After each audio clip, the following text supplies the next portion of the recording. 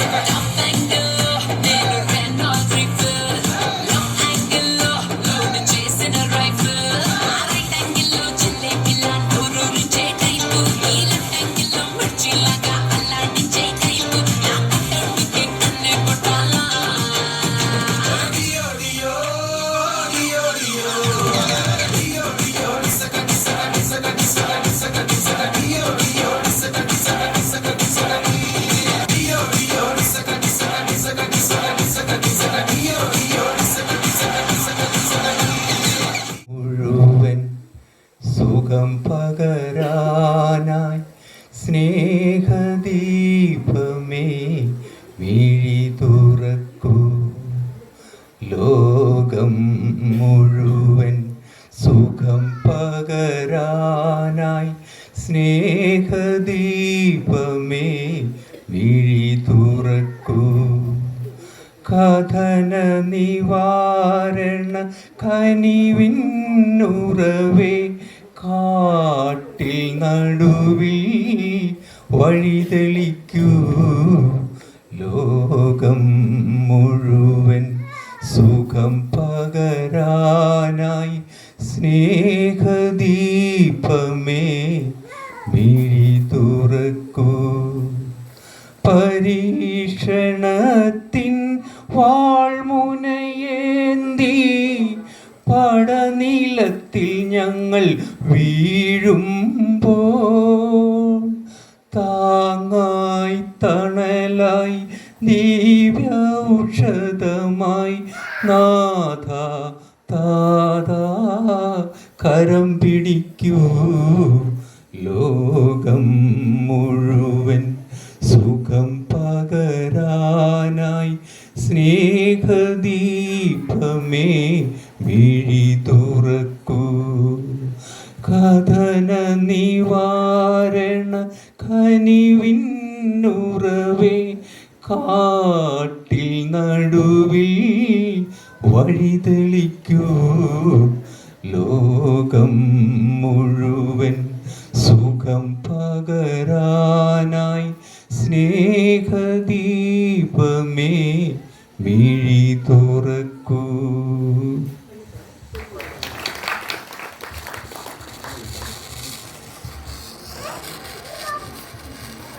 അടിപൊളി പാട്ടായിരുന്നു. അടുത്തതൊരു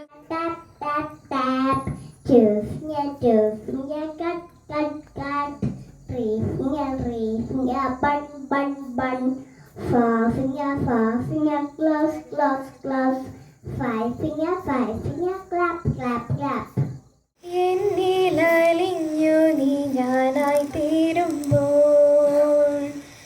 നിന്നിലലിഞ്ഞു എത്ര നാളായി കൊതിച്ചിടുന്നു നാഥ, എന്നെ നീയാക്കി മാറ്റിടേണമേ. എന്നിൽ അലിഞ്ഞു നീ ഞാനായി തീരുമ്പോൾ, നിന്നിൽ അലിഞ്ഞു ഞാൻ നീയായി തീർന്നിടാൻ എത്ര നാളായി കൊതിച്ചിടുന്നു നാഥ, എന്നെ നീയാക്കി മാറ്റിടേണമേ. എൻ്റെ ഈശോയേ ദിവ്യകാരുണ്യമേ, നിന്നെ കാത്തിരിക്കാം ഞാൻ എൻ്റെ അന്ത്യം വരെയും.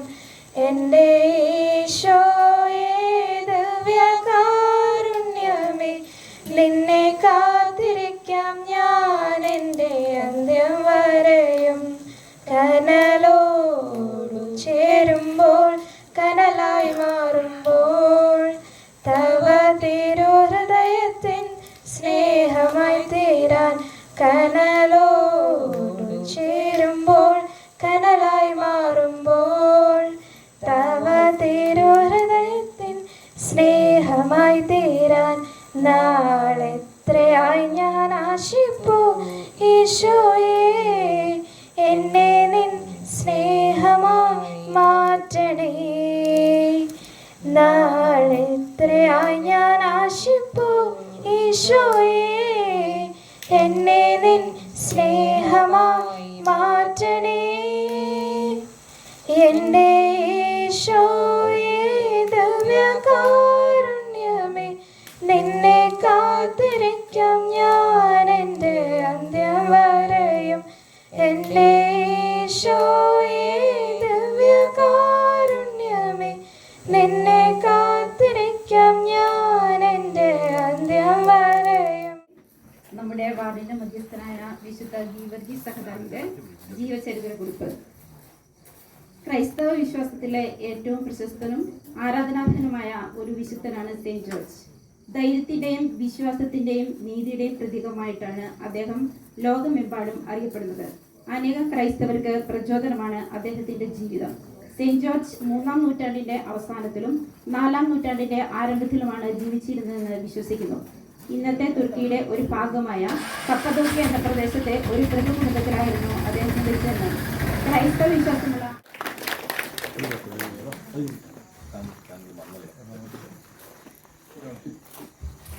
ഈ ഒരു വിശുദ്ധ ഗീവർഗീസ് പുണ്യവാളന്റെ നാമധേയത്തിലുള്ള വാർഡിന്റെ വാർഷികാഘോഷത്തിന്റെ അധ്യക്ഷത വഹിക്കുന്ന ഫ്രാൻസിസ് അലിശ്ശേരിയിൽ എന്നറിയപ്പെടുന്ന പാപ്പച്ചേട്ട, പ്രിയ കോർഡിനേറ്റർ ബഹുമാനപ്പെട്ട ബിജു സാർ, ഇടവകയുടെ വിശ്വാസ പരിശീലനത്തിന് നിർദ്ദായികത്വം വഹിക്കുന്ന ബഹുമാനപ്പെട്ട വർഗീസ് സാർ, പ്രിയപ്പെട്ട കൈക്കാരന്മാരെ, കമ്മിറ്റി അംഗങ്ങളെ, ചുട്ടി സിസ്റ്റേഴ്സ്, പ്രിയപ്പെട്ടവരെ, ആദ്യമേ തന്നെ തിരുനാളിന്റെ മംഗളങ്ങൾ ഒത്തിരി സ്നേഹത്തോടെ നേരുന്നു. ഇത് വിശുദ്ധന്റെ തിരുനാൾ നമ്മൾ ആഘോഷിക്കുകയാണ്.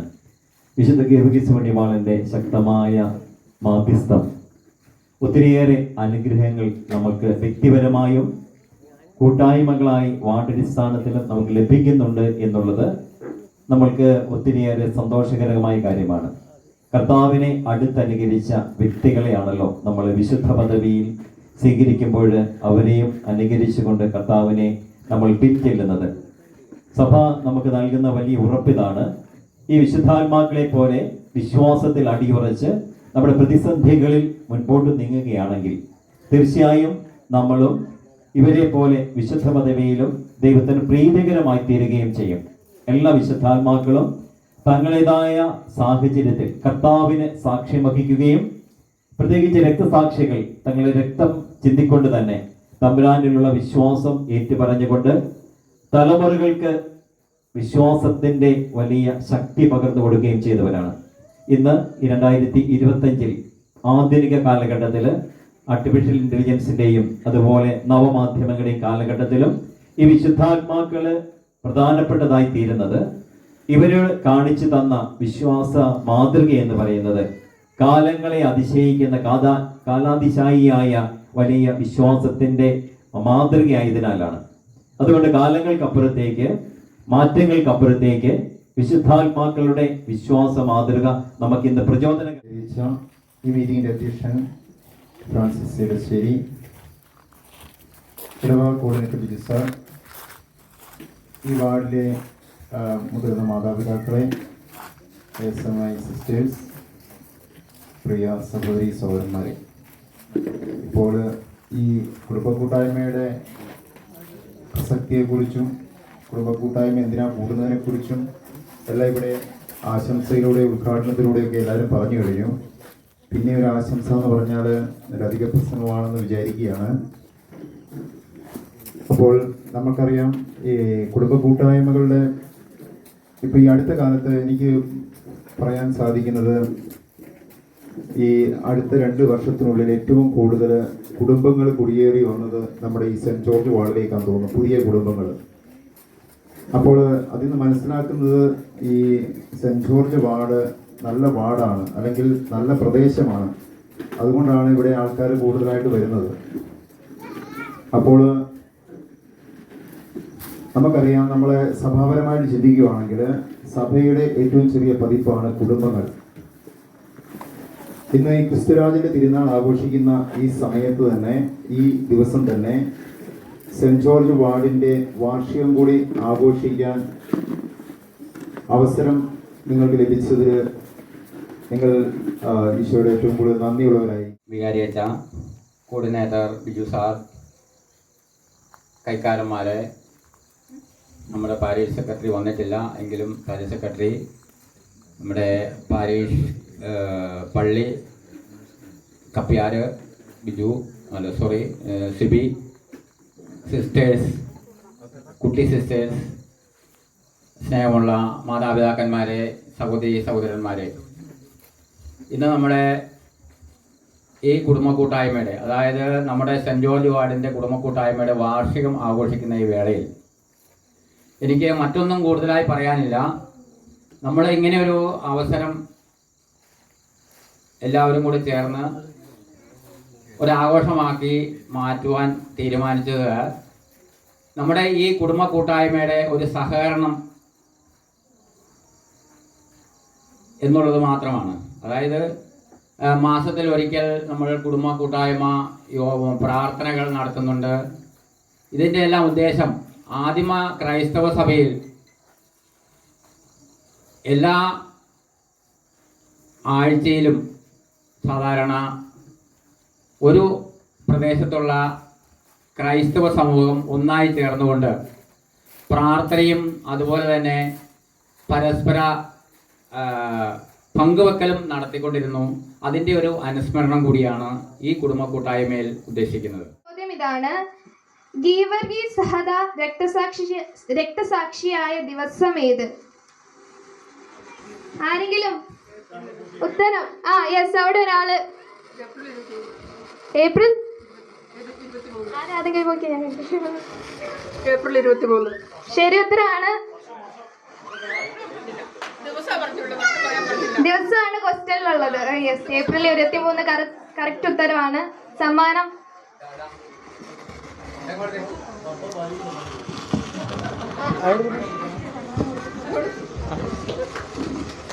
ഇത് കൈ